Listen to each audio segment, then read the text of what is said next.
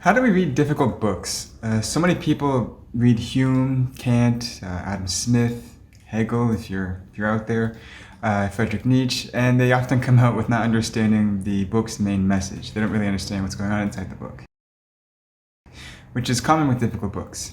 So I want to talk about some tips on how to avoid that, or in other words, how do we actually read difficult books?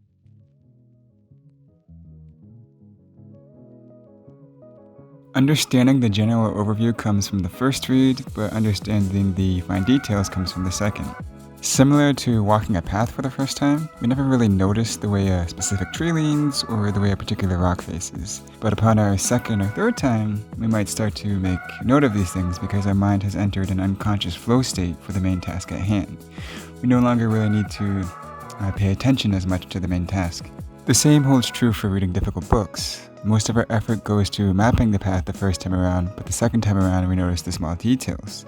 In other words, the first time around we're kind of paying attention to the general ideas as they come, but the second time around we notice the details rooted in each argument and passage.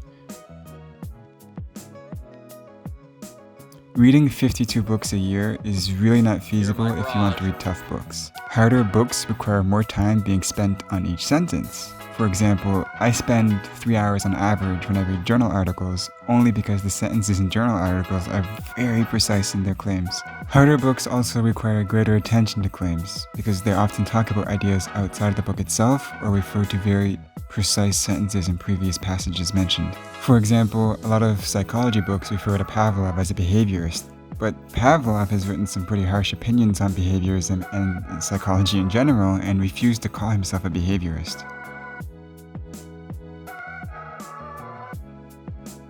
Thick spines, crazy names, or esoteric topics are not good reasons to allow yourself to be afraid of a book. Any book can be read with enough time and effort, except for the phenomenology of spirit.